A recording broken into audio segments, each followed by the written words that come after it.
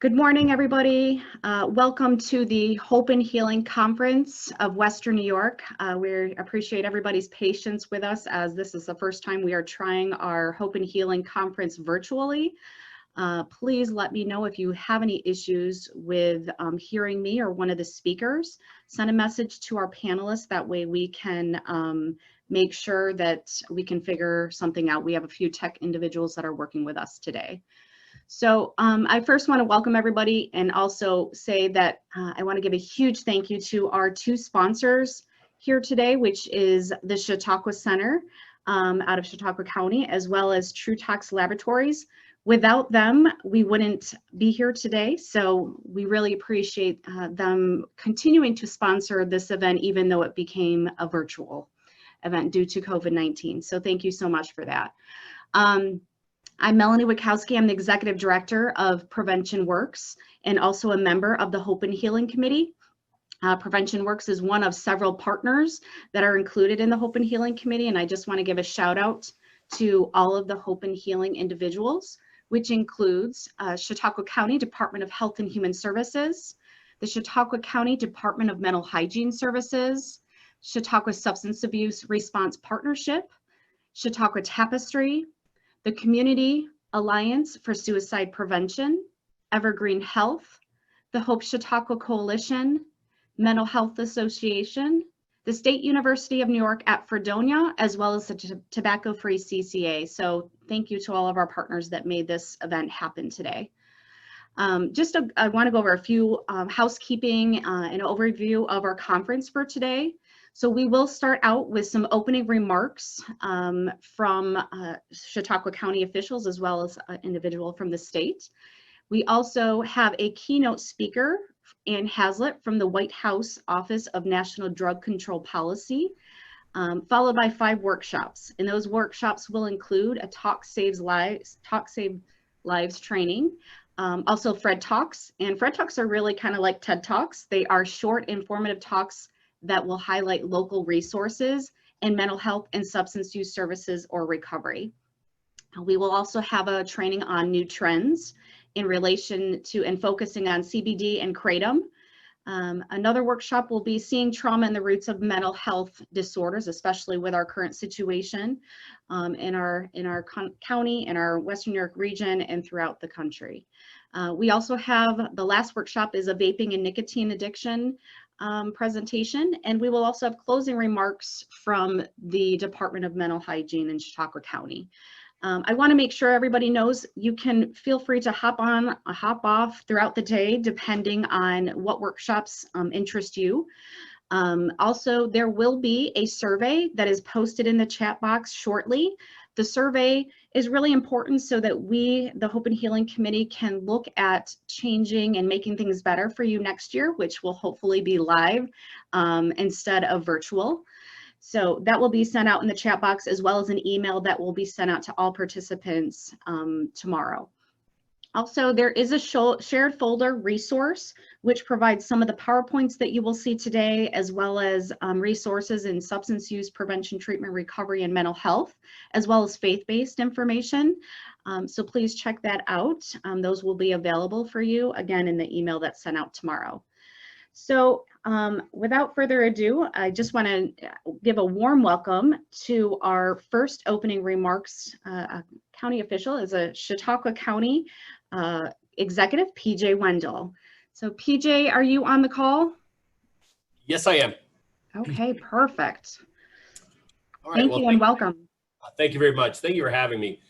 First, I'd like to thank everybody for all of the efforts you put forth in everything you do to help our communities in Western New York. It's extremely important that as we go through this, some of the things you'll realize have not changed, unfortunately, with the pandemic. But again, first, I'd like to start by thanking everyone for taking the time to attend this webinar. As you know, technology is a new and unfolding apparatus that some of us were thrust into. I know I personally enjoy the ability not having to plan for travel in between meetings, so it's easy to move from meeting to meeting and webinar to webinar via the comfort of our offices and not having to travel. But again, this is a unique way to meet everybody and share our common goals and our common vision as we come out of this pandemic. As you know, we're progressing toward a new light. And what that new light is still out there, for our vision and for our search. But I think now more than ever, the words hope and healing are ringing throughout our country, not only here in Western New York, but throughout New York State. During this pandemic, we came to an abrupt pause, especially here in Chautauqua County. But many of the issues, in particular opioid abuse, mental health issues, and societal problems didn't slow down. If it weren't for these things, they were not changed or affected by the pandemic. It seemed that the pandemic affected a lot, our economy, our lives, the way we moved about. But unfortunately, the pandemic did not affect our societal problems that still have happened here.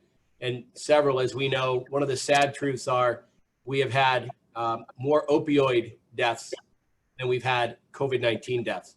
So that is a startling reminder that some things haven't stopped due to the COVID-19 crisis. But having said that, the first thing we talked about in one of our meetings were, will this pandemic exacerbate some of our societal problems that we knew we had already? And, again, in particularly with our mental health crisis, our opioid addictions, and potentially, domestic violence and different things that will be happening as we go through this, and things that all of us as whether it's social workers, law enforcement, government leaders, those ancillary things that happen, as we know, of people being confined to their homes, especially now that the weather's breaking, people being able to get out and about more. But we understood that those problems would be occurring, and to what extent would they increase. So now I'm confident that the webinar is going to bring the change that's needed, definitely bringing a new hope and healing as we move forward. But the new hope, I believe, is a unified effort of public and private agencies breaking down silos and working collaboratively to create new healing through our communities here in Western New York, especially here in Chautauqua County. This is not an effort of any one agency or any one group or individual, but rather the effort of an entire community, our health community here in Chautauqua County in Western New York, and those health partnerships that will work together to bring about the healing we so desperately need in our communities. I can't say enough for everybody's efforts here on this webinar. If I was able to, I'd personally reach out and shake everyone's hand, because what you do is beyond recognition. And those are the types of things that we do for the sake of the people we work with, the love of our profession, and for really the humanity and the love of our humanity here in Chautauqua County. So on behalf of myself and all of the parts of county government, the different departments that are sponsoring this and part of this activity today, I look forward to an incredible webinar. I will be hopefully touching back throughout the day. As you know, this office doesn't stop with our COVID-19 crisis. There are a lot of different committees and teams that I meet with throughout the day. So I, again, appreciate everything everyone's doing. I can't say that enough and stress that. And thank you for your efforts. And with that, I will turn this back over to Melanie, and I appreciate everything, and have a great afternoon. All right, good morning. Thank you so much, PJ Wendell. I appreciate that. I want to check and see if we have Pat Zuber-Wilson on the call.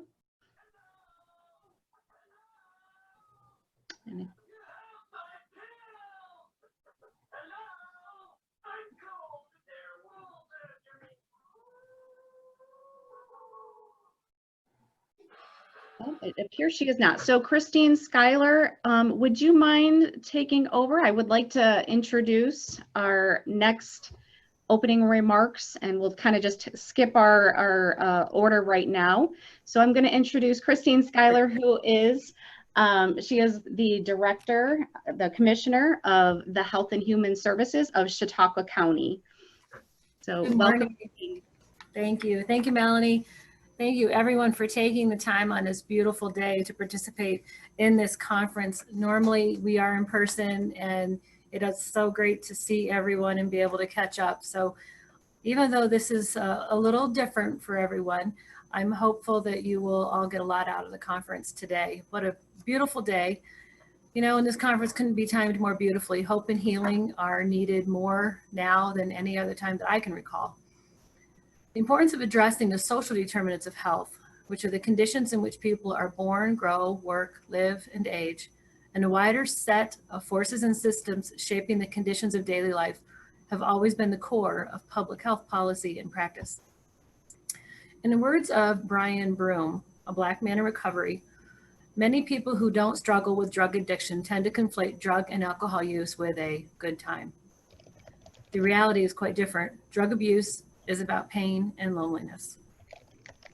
The opioid epidemic changed the conversation from addicts to victims, as middle-class white people were addicted to prescription painkillers.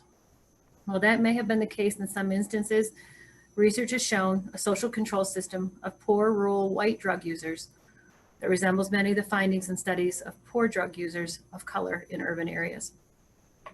Mental health conditions such as depression and anxiety have always been a staple of life for many Americans who so often go undiagnosed or turn to drugs and alcohol to try and cope, or suicide to end the pain. Before I'm hoping she'll. Before the coronavirus began spreading across this country, the opioid epidemic was the biggest public health crisis on most of our minds. The coronavirus pandemic largely eclipsed this conversation around the opioid crisis, even though it still rages on despite quarantines, business closures, the cancellation of in-person treatment appointments, and the strain on many local addiction resources.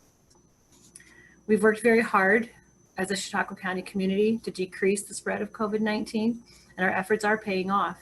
We're able to slowly reopen and get back to living, albeit a different way of living, at least for the unforeseen future. With Pause New York, we worried that increased loneliness from social distancing and other mitigation strategies would trigger relapse for people in recovery. We worried that more people might start using drugs alone, and that fewer first responders would be nearby and able or willing to revive someone who overdosed. We worried about nursing home residents who would suffer the untoward physical and mental effects of isolation and loneliness without visits from family and friends.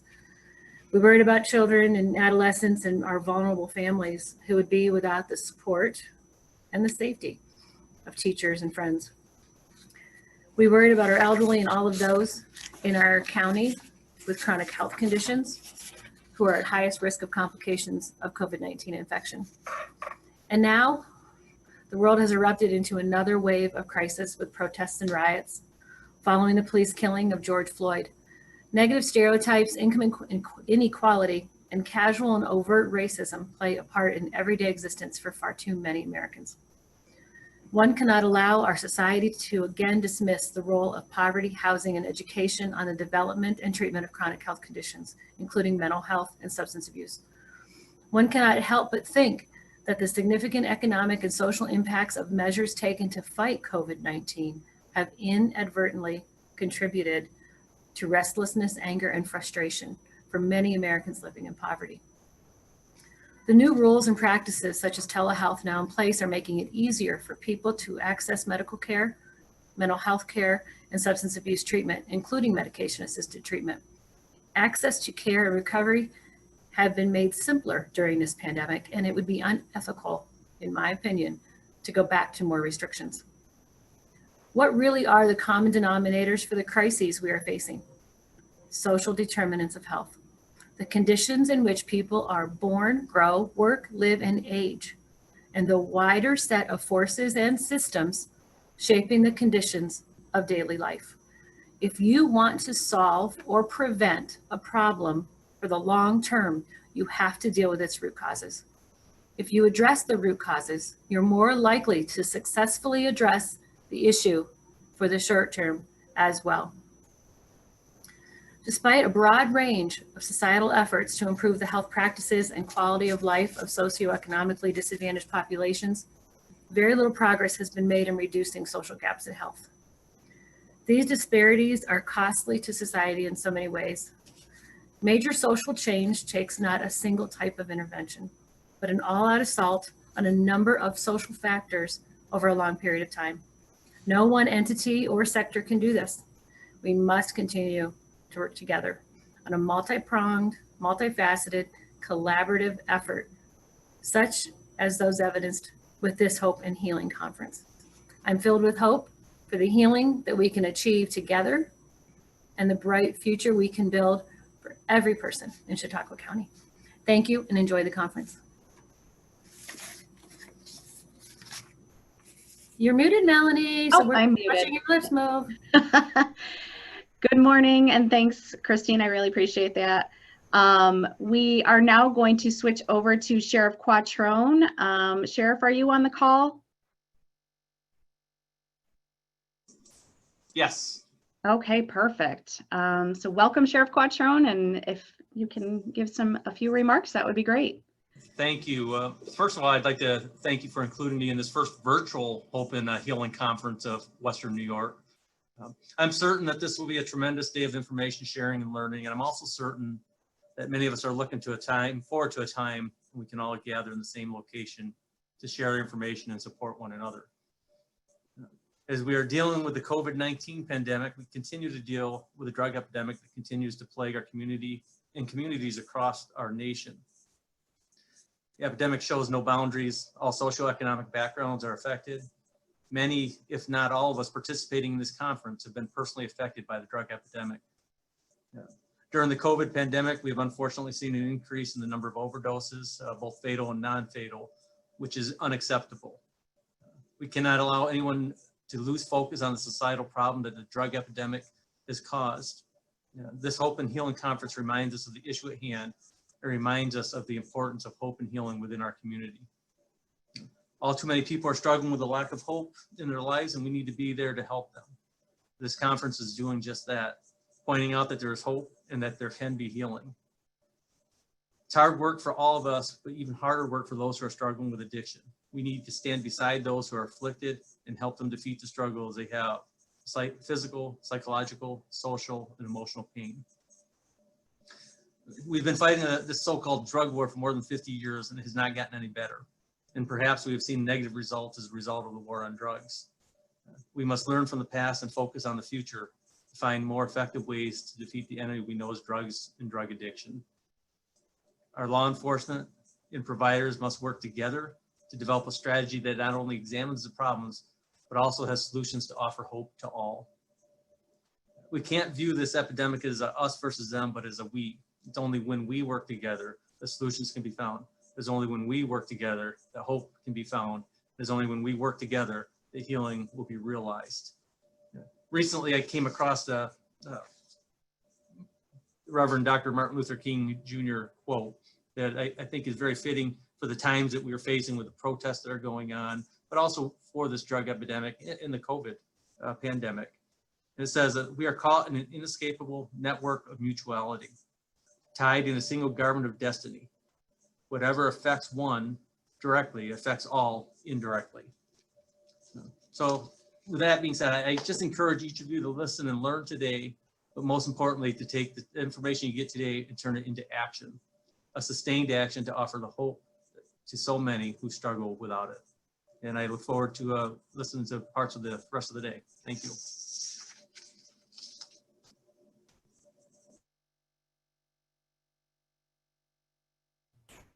All right, thank you so much, Sheriff Quattrone. I really appreciate that. I now would like to give a warm welcome to Pat Zuber-Wilson from the Office of Addiction Services and Support. So welcome, Pat Zuber-Wilson. Thank you for joining us. Good morning, good morning, good morning. Thank you all. Thank you for having me this morning. Thank you for making me get dressed this morning and put on a little makeup and something other than sweats.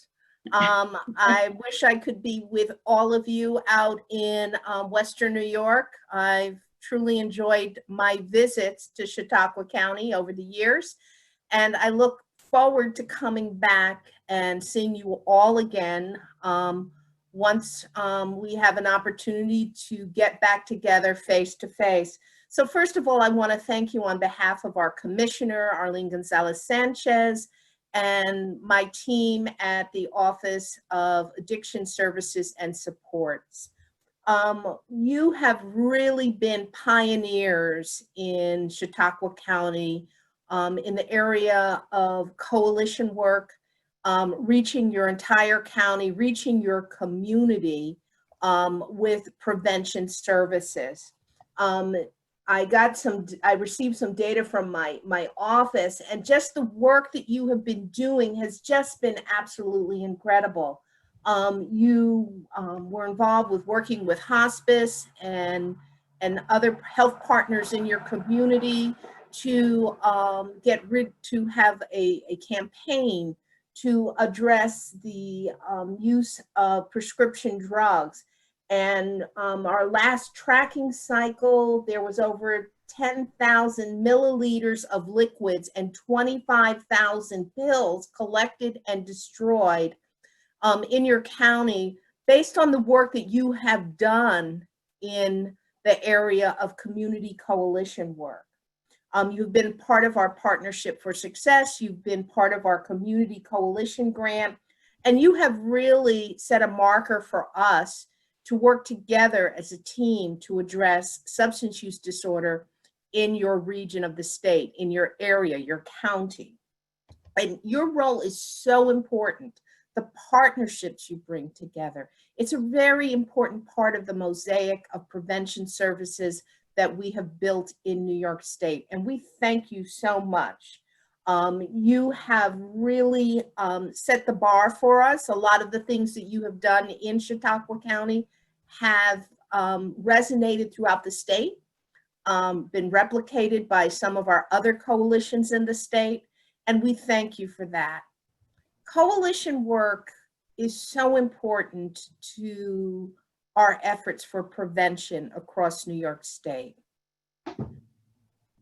For me, as the Associate Commissioner for Prevention, I know it's going to take all of us. I know that we cannot just do prevention in schools. It's a very important part of our work. But we also have to think about what the community looks like once a child leaves a school setting or another youth-based setting. And the work that you are doing together, all the partnerships, are going to make this happen in our communities. So on behalf of our agency, on behalf of our commissioner, on behalf of our team, I want to thank all of you for your hard work and your dedication. Luke Meyer, I don't know if Luke is on this morning, but Luke Meyer from the Office of Addiction Services and Support is our person out in the western part of the state. And he is just a tremendous resource, and he looks forward to working his continued work with you as you continue to work with our regional office. I just want to say thank you, thank you, thank you. During this very difficult time of COVID-19, coalitions, your coalition and coalitions across the state kept the work going. You did not skip a beat. And for that, I am forever grateful. I look forward to our continued partnership.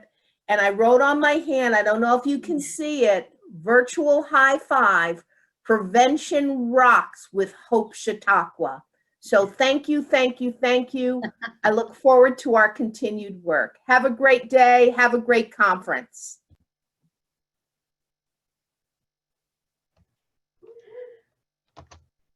All right. Thank you so much, Pat Zuber-Wilson. We really appreciate it. Thanks for the shout out for the coalition as well. We really appreciate that. I want to now bring our next opening remarks to our Chautauqua County Department of Mental Hygiene's Director, Pat Brinkman. So I'm going to switch over quickly to her message. I'm going to share my screen real quick for this.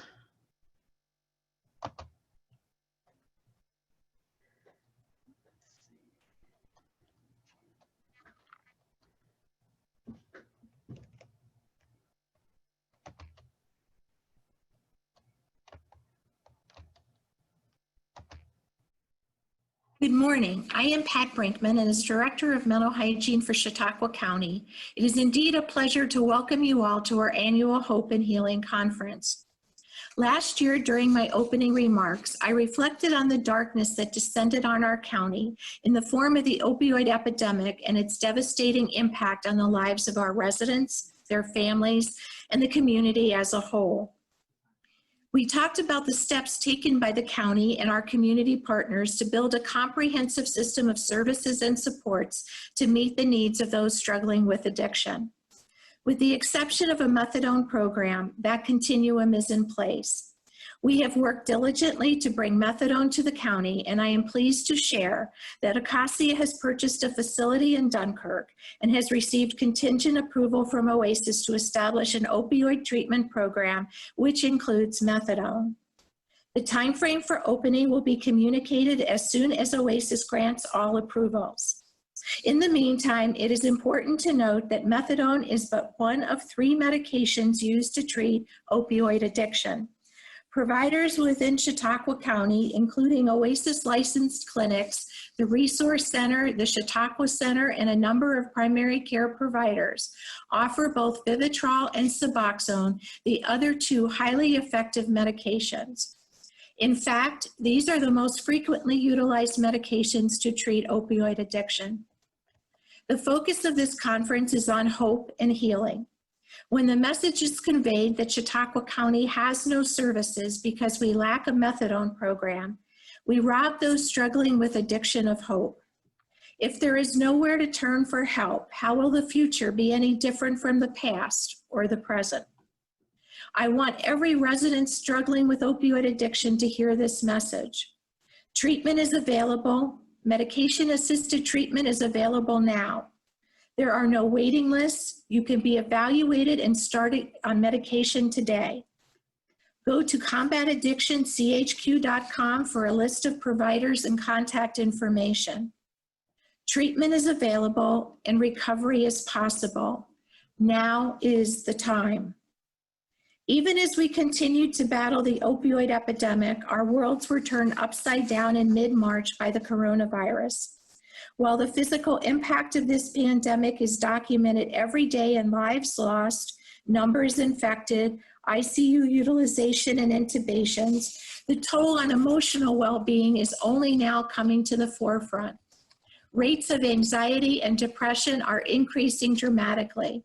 Children and adolescents in particular are experiencing feelings of intense sadness and uncertainty. The World Health Organization and our own national experts suggest that the next pandemic we experience will be behavioral health in nature. As a behavioral health system, I believe we have met the present challenge of COVID-19, and we are positioned to meet this future challenge. Overnight, I witnessed organizations pivot from site-based services to remote services via telehealth. Agencies and their staff stepped up to do whatever was necessary to assure that our residents had the services they needed when they needed them. Throughout this process, we have grown in our understanding of the role telehealth can play in the future to help us overcome barriers to treatment access, such as lack of transportation. We have gained a deeper appreciation of the importance of true human connection in our own lives and in the lives of those we serve. Staff have adapted existing skills to the new medium and have learned new skills along the way. Our health home care managers transitioned to telehealth to assure that clients were linked to appropriate services and that their needs for the social determinants of health were met. To every clinician, prescriber, care manager, peer, family support partner, and support staff member from across our behavioral health system, I offer a heartfelt thank you. You have made a difference in the lives of our residents at a time when they have been most vulnerable. You have offered hope, compassion, and a path to recovery, even as you coped with the anxiety and realities presented by COVID-19 in your own life. You are heroes, our heroes. Chautauqua County residents and our behavioral health system is so fortunate to have your services. Thank you, and I hope you all enjoy the conference. All right. Thank you so much, Pat Brinkman, for your messages for Chautauqua County and the Western New York region. We are going to take about a 15 20-minute break. We're a little bit ahead of schedule, but I just want to mention real quickly that if you have any questions, please put them in the chat box and we will try to get to you as soon as possible with that. Again, we will be putting the shared folder link, which will have some of the PowerPoints as well as resources that are available. Throughout the day, feel free to hop on and hop off. We realize everybody needs a break. And so please stretch, get something to drink, get some water, and do what you need to do and then come back on. So we'll get started actually in about 25 minutes. So go ahead and take a quick stretch and we'll be back shortly.